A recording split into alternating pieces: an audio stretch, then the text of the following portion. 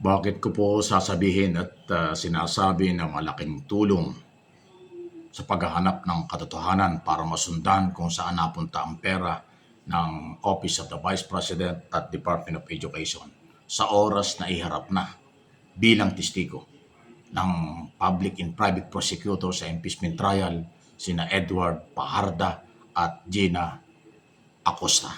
Ito yung dalawang personalidad sa office na under ng ni Sara Duterte na ginamit ang mga pangalan nila para sa mga tseke na nagkakahalaga ng 612.5 million noong 2022-2023. Yung apat na 125 million na na-withdraw cash, kalahating milyon yun.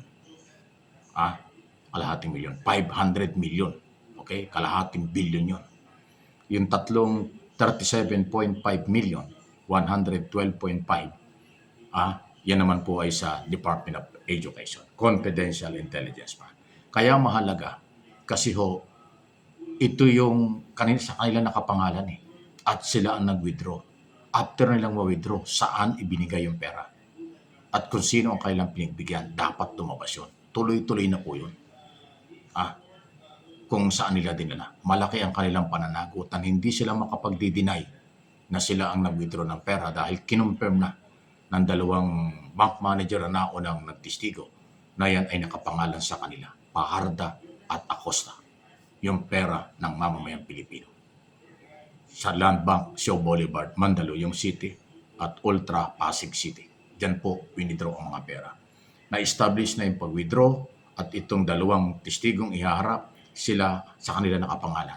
After nilang ma-withdraw yung cash na nakalagay sa gym bag, 3 hanggang 4 na gym bag ang pinaglalagyan ng bawat 125 million. Saan nila ibinigay yon? Saan napunta? Yan ang dapat po ang susundan para lumabas ang totoo. Ito ba'y ginamit ng tama o mali? Ang sabi ng COA, mali ang pinagamitan. Kahina-hinala ang pinagamitan. Kahina-hinalang mga tao ang ginamit. Fake ang signature sa tinatawag na acknowledgement receipt ayon sa pahayag ng NBI. Dadalawa ilang tao lang ang pumirma sa maraming acknowledgement receipt. Ayon sa mga eksperto ng NBI, doon pa lang sa ginawa yan, lumabas sa hearing ng Justice Committee. Sa impeachment, ilalabas din yan. Kaya dito sa Article 1, Confidential Fund, ito yung graft and corruption, matindi na po ito. Sana hindi na masyadong humapa pa itong trial na ito. Ako sa aking personal na opinion at pananaw sa kasalukuyang sistema na i-establish na ng mga prosecutors yung ebidensya at testigo. Nagkakaroon naman ng pagkakataon at cross-examination ng depensya pero may problema, hindi ma-establish. At higit sa lahat, yung cross-examination na style nila, kakaiba. Yan ang observation ng marami.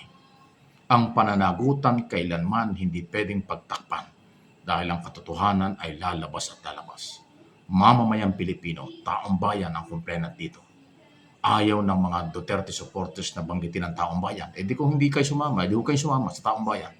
Ang lehitimong taong bayan na may-ari ng pera, nakakaunawa na may pananagutan ang pangalawang Pangulo. Iyon ang tinutukoy kong matitinong mamamayang Pilipino. Ang mga DDS nagagalit pag binabanggit yan. Kung ayaw nyo sumama, di okay lang. Alam naman namin kahit na anong mangyari, bulag at bingi kayo sa katotohanan. Dahil para kayong kulto na ng mga Duterte. Mahirap nang mabawi yan sa inyo. Kung hindi kayo magbabago, problema nyo yan. Pero kahit anong inyong pagbabawal, ang taong bayan ang mas marami. Ang taong bayan ang complainant dito. Ang taong bayan ang naghahanap ng katotohanan. Kung ayaw nyo sumama, okay lang. Sumama kayo sa pagtatakip ng katotohanan. Kakaunti kayo. Hindi yan mangingibabaw. Sa akin pong opinion at observation sa nangyayari. Ganon pa man, atin pa rin pong antabayanan ang tuloy-tuloy na trial na ito dito sa usapin may kaugnayan sa Article of Impeachment. Pangalawa pa lang Hindi pa nga nakakatapos tayo sa pangalawa. Kaumpisa pa lang. Mahigit ng 1 buwan.